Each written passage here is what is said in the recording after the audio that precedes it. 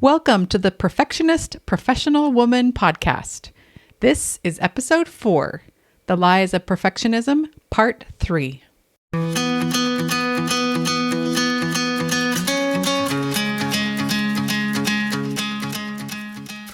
I'm Carrie Martinez. I'm a wife and mother of 3 children and 3 bonus children. I'm also a certified life coach and a member of the Church of Jesus Christ of Latter-day Saints. For a good portion of my life, I equated perfection with happiness and success. I thought that striving to be perfect and do things perfectly was the key to feeling happy and to being successful. I've since come to realize that perfection isn't necessary to achieve either one of those, quite the opposite in fact. And that has made such a difference in how I think, feel, and experience life. So if you're a professional woman and you'd like to know how to release perfectionism so you can trade self-doubt for self-confidence, stop beating yourself up, and start enjoying your life more, then come with me. Let's do this together.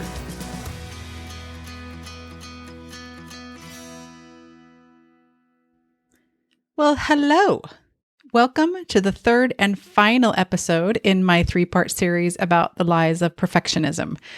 I've covered 2 lies in each of the previous 2 episodes, and I'll be covering 2 more in this episode.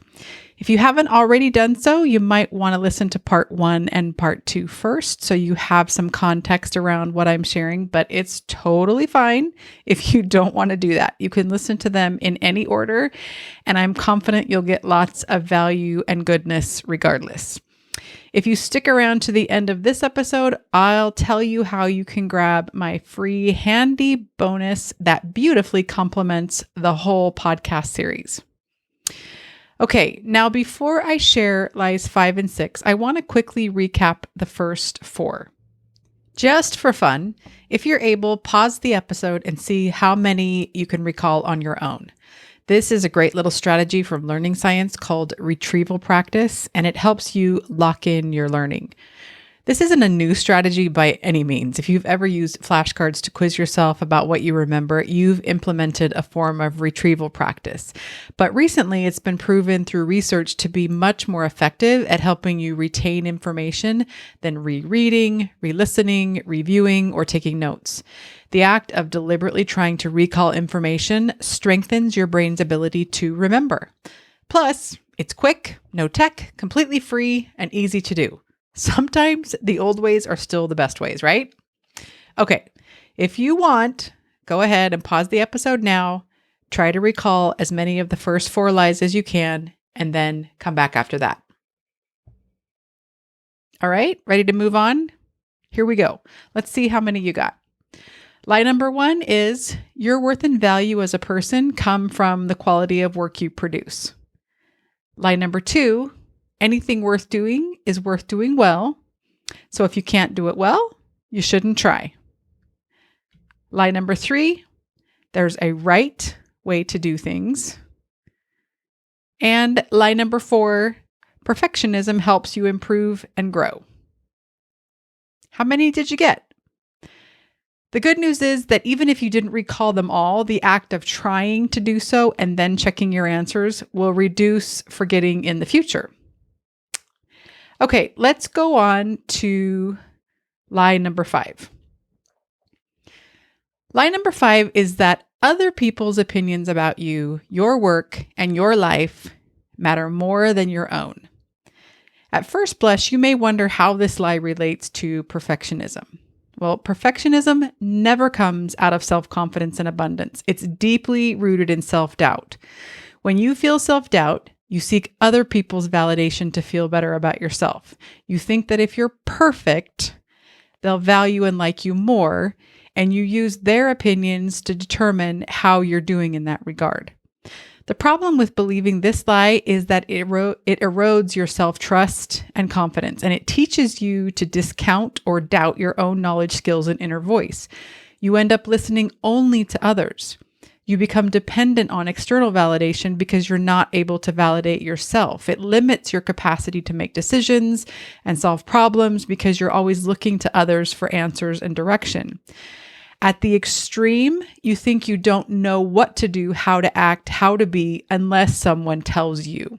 You don't believe you're capable of figuring things out on your own. Now, I'm not saying that listening to others is bad. Certainly, we can learn and benefit from doing that. But no one else on earth knows what's best for you. No one else on earth is better equipped to direct your life and validate you than you. We each have everything we need within us to chart our own paths and validate ourselves. Sometimes we need a little help uncovering and believing that. And I found things like coaching and prayer very beneficial in that regard. Since the first time I started learning about how the brain works, which was way back in February 1999, I've been fascinated with neuroscience. At that time, I attended a 2-day workshop presented by Pat Wolf called Mind, Memory, and Learning, Translating Brain Research to Classroom Practice. Up until that point, I had only heard that the brain was like this black box and no one understood how it worked.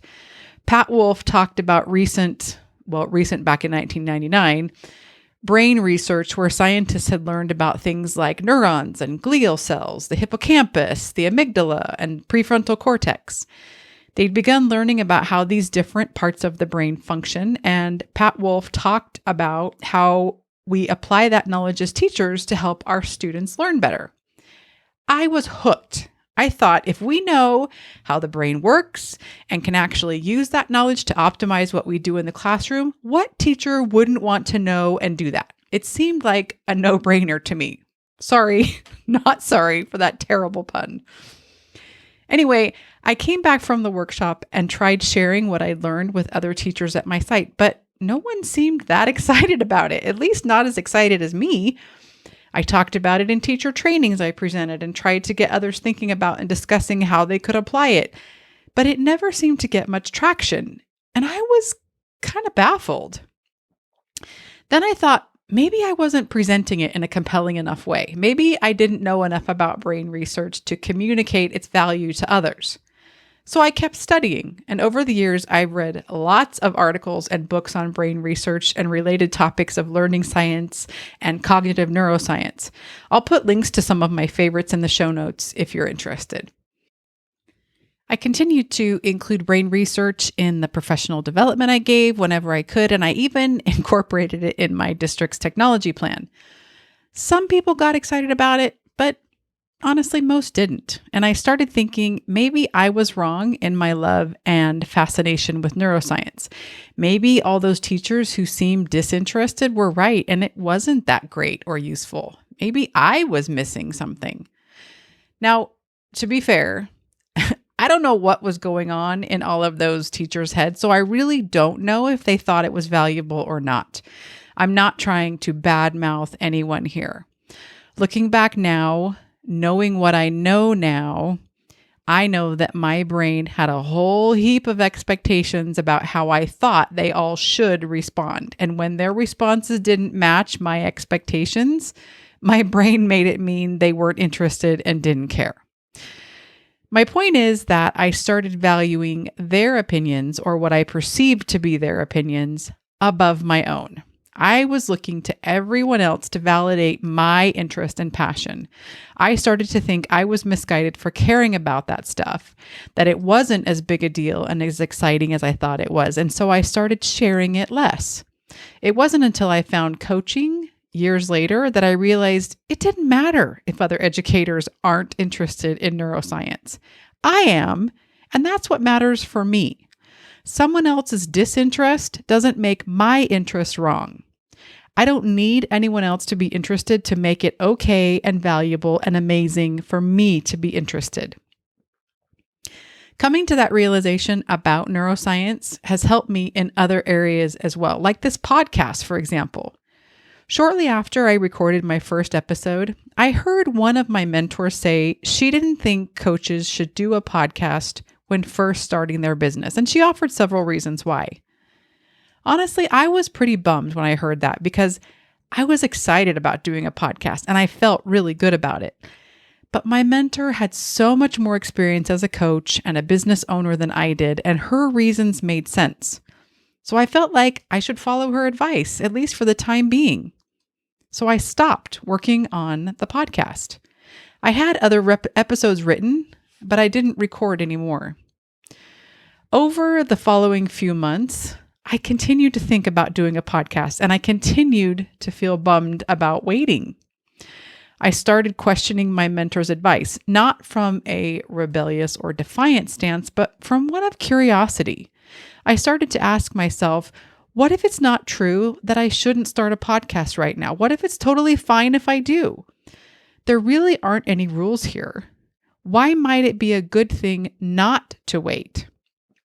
I wrote down all the reasons doing a podcast might be a good thing for me, and I realized that writing the episodes had helped me clarify my thinking.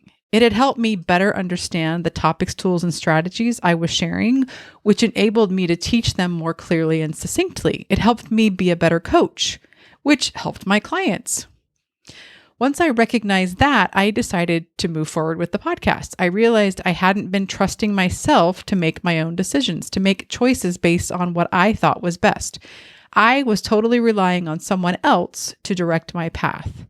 I also realized that even though my mentor's advice was well-intentioned, she didn't actually know what was best for me. Only I could know that. Her opinion was valid and valuable, but it wasn't more valid or valuable than mine was for my life. Okay, so how do you know if you're believing this lie in your life? Let's do a quick check-in. Take a moment to be still and ask yourself a few questions. Am I valuing someone else's opinion about me, my life, or my work above my own? If I am valuing someone else's opinion above my own, why? Do I like that reason? What do I think about my own capacity to direct my life? If I don't trust myself to make decisions about what's best for me, why is that? You might find it helpful to journal on one or more of those questions just to see what comes up with you, what you can learn about yourself doing that.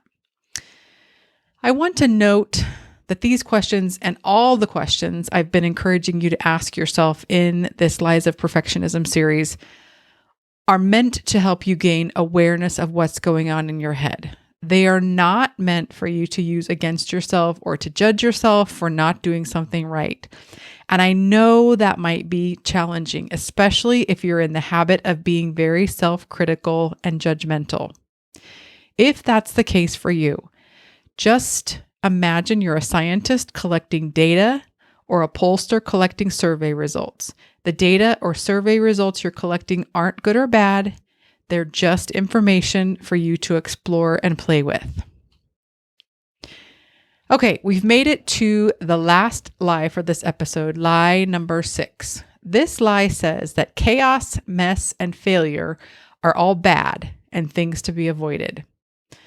The lie prevents you from seeing chaos, mess, and failure as normal parts of learning and growth. But in truth, you can't have learning and growth without some chaos, mess, and failure. I've got a few examples to share about this. First example, think of the process to organize a room, a closet, a drawer, or even a purse. Typically, you start by taking everything out of the space first. After you take the stuff out, or sometimes while you're taking it out, you decide what you want to get rid of. Then you group like items together. And lastly, you decide where and how to put the items back. If you've ever gone through this process, you know things get worse before they get better. When you take everything out of the space, it looks messy and chaotic. And if it's a large space with a lot of stuff, it looks very messy and chaotic. My husband and I organized our garage a few months back, and it looked like a bomb had exploded in the garage and onto our driveway for a while. But I've organized enough spaces in my life to know that the initial chaos and mess doesn't mean we're doing it wrong. In fact, it means the opposite. I know we have to go through the messy part to get to the good part at the end. Next example, think of a baby learning to walk. The beginning stages of that are very messy. It takes a long time for a baby to learn to stand up and balance on its own. And then learning to stay balanced while it leans forward just slightly and puts one foot in front of the other takes even more time. There's a lot of falling down, getting back up, wobbling, using furniture and other things as aids to get up and stay balanced, and running into things. but the baby just keeps going, right? The movements initially look awkward, unsteady, chaotic, and jerky as the baby is learning to coordinate all of the arm, core, and leg muscles needed to walk. But eventually, the walk starts to look more steady, smooth, and natural. It's interesting to me how we don't think twice about the time and messiness required in learning to walk. We don't think babies are defective or inadequate or stupid because it takes them so long to learn to walk. We accept that all of their falling down and getting back up is normal. In fact, falling down and getting back up is essential to learning to walk because each time the baby stands back up, it's building muscle necessary to be able to stand and balance. Isn't that fascinating? Falling down, which we might see as a failure or a setback, is actually an essential part of learning to walk. It's not just an inconvenience the baby has to learn to get over. If the baby didn't fall down and get back up hundreds of times, it wouldn't develop sufficient leg strength to be able to walk. Somewhere in late childhood, though, we start to think that failure and messiness should no longer be a part of that learning process. We start to think learning new things should be smooth and easy all the time. Perfectionists take this thinking to the extreme and believe that if their learning journey is messy and chaotic, if failure is involved, there's something wrong with them. The last example I want to share relates to when I first started learning to coach several years ago. I was still working for a school district at the time, and my boss had me and a number of colleagues in the department go through cognitive coaching training. A wonderful woman named Dolores Lindsay facilitated the training, and throughout the course of the training, she would teach us about certain tools or strategies of cognitive coaching, and then she'd have us practice using them to coach others in our group. Sometimes she would coach someone to demonstrate for us. I loved learning about cognitive coaching. I loved learning the tools and strategies, loved learning about why it was effective, loved learning about how to do it, and I loved learning about how it could help and empower teachers. But actually doing it was a different story. Practicing it was painful for me. I didn't know what to say, what questions to ask, which tool or strategy to employ based on what the other person was saying. I was constantly worried about positioning my body correctly, monitoring the other person's verbal and visual cues, trying to build rapport, and whether or not I was paraphrasing effectively. I was very much worried about doing it right, and consequently, I sucked. Then I'd watch Dolores coach, and she was so relaxed and smooth, and I'd feel terrible because I couldn't do it like her. I kept telling myself I should be able to do it like her because she'd taught me the tools and strategies. I kept thinking I shouldn't feel awkward and confused and like a hot mess. I was a smart, capable, professional woman. I had a master's degree and years of experience. This should be easy for me. Now, maybe you can already see in that example what I couldn't see at the time and what it took me a few years to recognize. I didn't recognize then that these failures were a necessary part of my learning process. Struggling through the initial mess and chaos and figuring out how to do it through repeated trial and error was part of what helped me learn to coach. When I went through coach certification at the Life Coach School a couple of years after that, the instructor, Brooke Castillo, told us in our very first class that we all really sucked at coaching. She said she knew that may sound rude, but she wanted to give us permission to be a beginner and to come to the certification program with a beginner's mind. I was really struck by that, and it occurred to me we don't often give ourselves permission to be a beginner. Once we've accumulated a certain number of years on the planet or degrees or certifications or whatever, we think we should no longer be a beginner at anything. Now, just think about that for a minute. How ridiculous and unrealistic is it to think that hitting a certain age or attaining a particular degree would mean we're no longer a beginner at anything or that we don't struggle and fail while we're learning new things? It seems crazy and illogical to me when I say that out loud, but that's exactly what our brains tell us. My brain still offers up this lie quite regularly. And even though I know logically it's not true, it still feels true each time it comes up. It's such a well-practiced belief for me, so I have to keep redirecting my brain to something more useful each time it makes an appearance. The more useful things I redirect to or with include mantras like, failure and mess aren't bad, they're normal. This is all part of the process. Nothing has gone wrong here. I also remind myself of stories like the ones I shared previously, where I can see now the value and normalcy of the mess, chaos, and failure. Sometimes I'll remind myself of the book by Pema Chodron titled Fail, Fail Again, Fail Better, where she says that failure can be a rich, fertile ground for discovery and creativity. And I'll think, I wonder what will grow from this fertile ground. If you're trying to release this lie of perfectionism, first notice when you're thinking it. Awareness is always the first step to change. Second, come up with your own short mantras that you can tuck in your back pocket and pull out when you need them. You can borrow from the ones I shared, or feel free to come up with your own that are believable and powerful for you. Third, think back through your life for examples of when failure was fertile ground for you. You may have to go back a little ways, but we all have those stories. And like the mantras, use those stories when you need to remind yourself of the benefit and necessity of failure. So that's it. Let's quickly recap the 2 lies that we discussed in this episode.